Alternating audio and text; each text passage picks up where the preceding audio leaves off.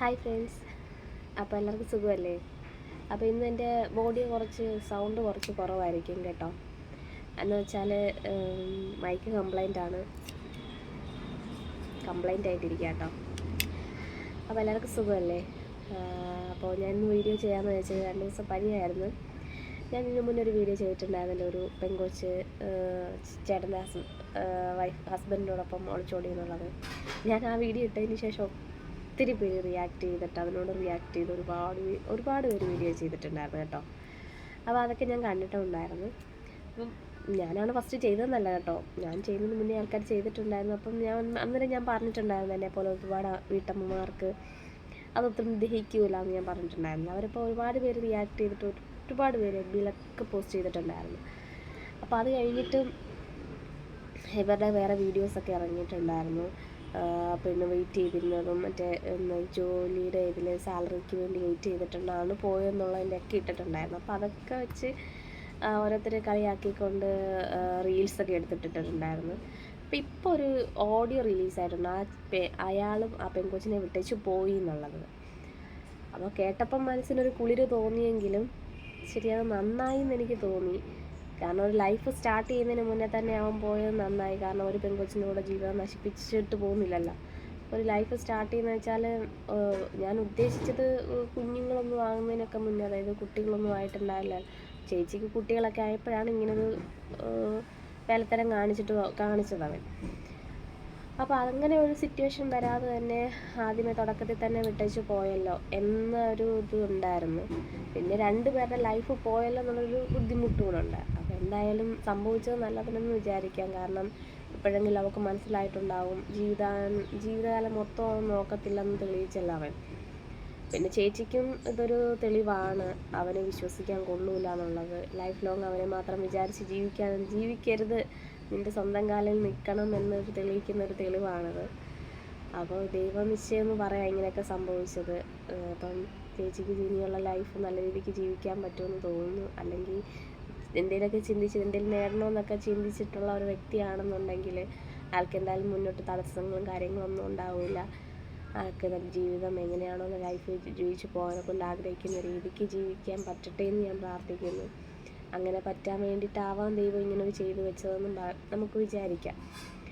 അപ്പോൾ എന്തായാലും ഇപ്പോൾ ഒരു ഓഡിയോ ഇറങ്ങിയേക്കുന്ന അവൻ എന്തായാലും വിട്ടേച്ച് പോയി എന്നുള്ളതാണ്. കേട്ടപ്പോൾ എനിക്ക് സന്തോഷം തോന്നി, മനസ്സിനൊരു കുളിരൊക്കെ ഉണ്ടായി. കാരണം എല്ലാവരും ആ സമയത്ത് ആ ഒരു പ്രശ്നം കണ്ടപ്പോൾ, ആ ഒരു വീഡിയോ കണ്ട സമയത്ത് റിയാക്ട് ചെയ്തപ്പോഴും എല്ലാ ആൾക്കാർക്കും തോന്നിയിട്ടുള്ള ഒരു കാര്യമാണ്, അവൻ ഇവളെയും വിട്ടേച്ച് പോകണം, അപ്പോഴിവൾ പഠിക്കൂ എന്നൊരു കാര്യം നമുക്ക് എല്ലാവർക്കും തോന്നിയിട്ടുണ്ടാവും. എനിക്കടക്കം, എന്നെ മാത്രമല്ല പറഞ്ഞ എല്ലാവർക്കും തോന്നിയിട്ടുണ്ടാവും.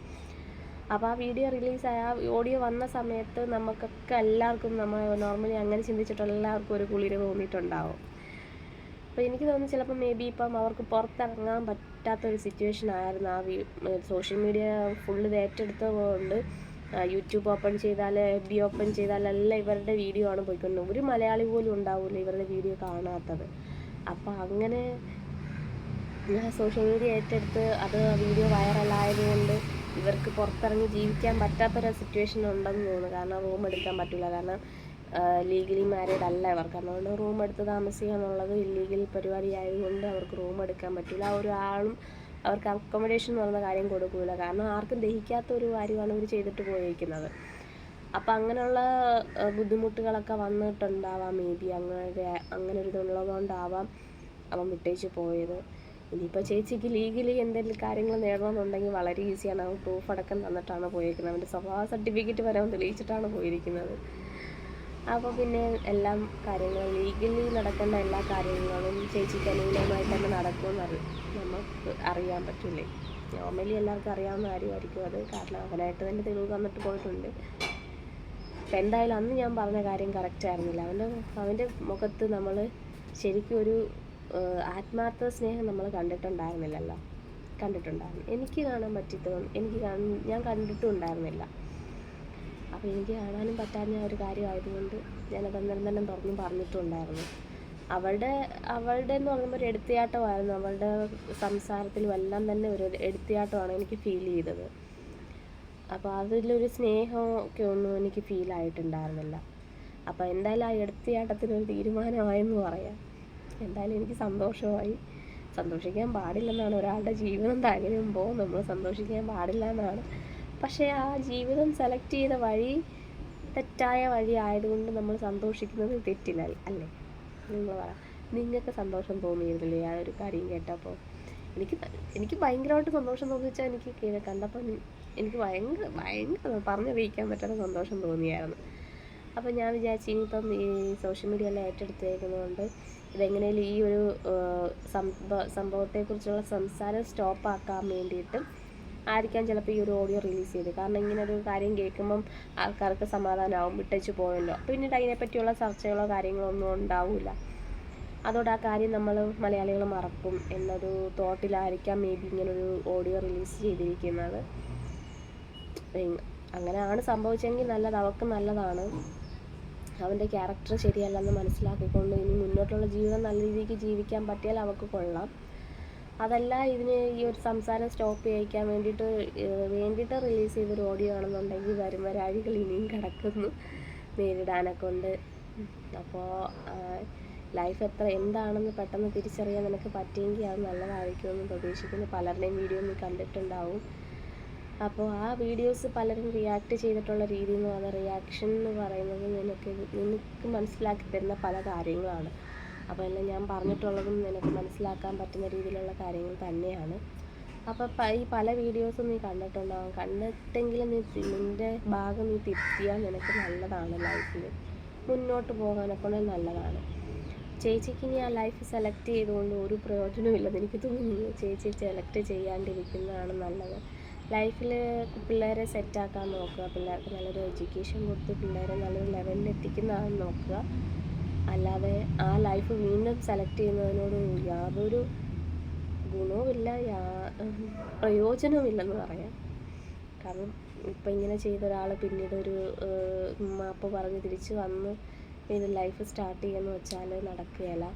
കാരണം ആളുടെ ക്യാരക്ടർ ഓൾറെഡി പുറത്ത് വന്നതാണ്. അപ്പോൾ ഇനിയും പോകില്ല എന്ന് നമുക്ക് ഉറപ്പ് കൊടുക്കാൻ പറ്റില്ല. നമുക്കൊരു ലൈഫുള്ളൂ. നമ്മൾ പണ്ടുള്ളവർ പറയും ഏച്ചി വെച്ചാൽ മുഴച്ചിരിക്കുമെന്ന് എന്ന് പറഞ്ഞുകൊണ്ടേ ആയിരിക്കുള്ളൂ. അപ്പോൾ ഇനിയിപ്പം ആ ഒരു ആളെ അക്സെപ്റ്റ് ചെയ്യണ്ട എന്നാണ് എൻ്റെ ഒരു അഭിപ്രായമാണ് കേട്ടോ. ചേച്ചിക്ക് എന്താണോ തോന്നുന്നത് ചേച്ചിക്ക് ചെയ്യാം. അപ്പം ഞാനാണ് എൻ്റെ ലൈഫ് ഞാൻ അടുപ്പിക്കില്ല.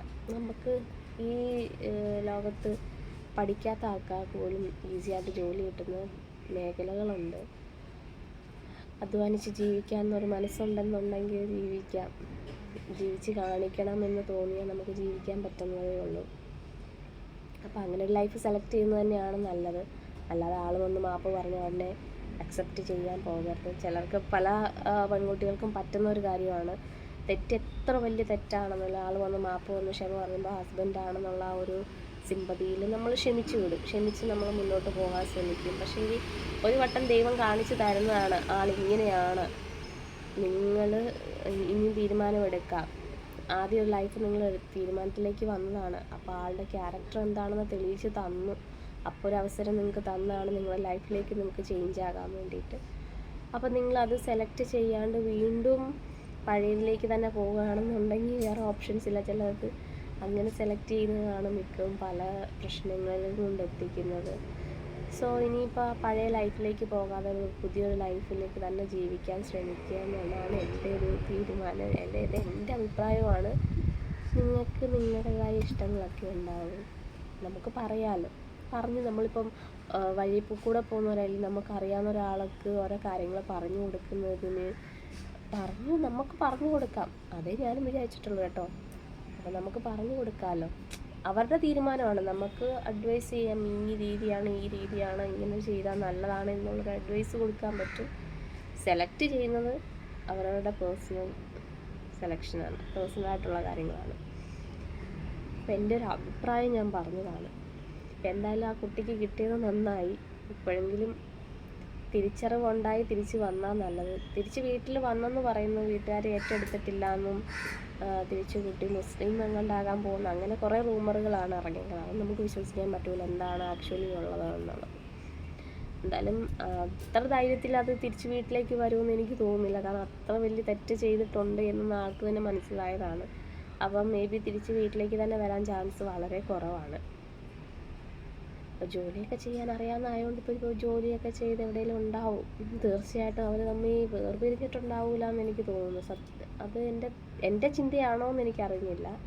മേ ബി ആ ചേട്ടൻ പറഞ്ഞത് അങ്ങനെയാണോ, ഞങ്ങൾ ആത്മാർത്ഥമായ സ്നേഹത്തിലാണെന്നല്ലേ പറഞ്ഞു.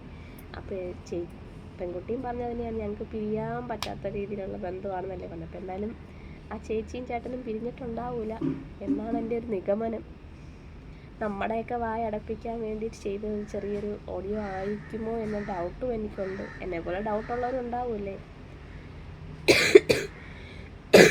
എന്തായാലും കേട്ടപ്പോൾ എനിക്കൊരു സന്തോഷം തോന്നി, അത്രയേ ഉള്ളൂ. അപ്പോൾ നിങ്ങൾക്ക് എന്താ തോന്നി? നിങ്ങൾക്ക് എന്നെപ്പോലെ സന്തോഷം തോന്നിയിട്ടുള്ളവരാണെന്നുണ്ടെങ്കിൽ ലൈക്ക് ചെയ്യണം കേട്ടോ. അപ്പോൾ അത്രയേ ഉള്ളൂ. ബൈ.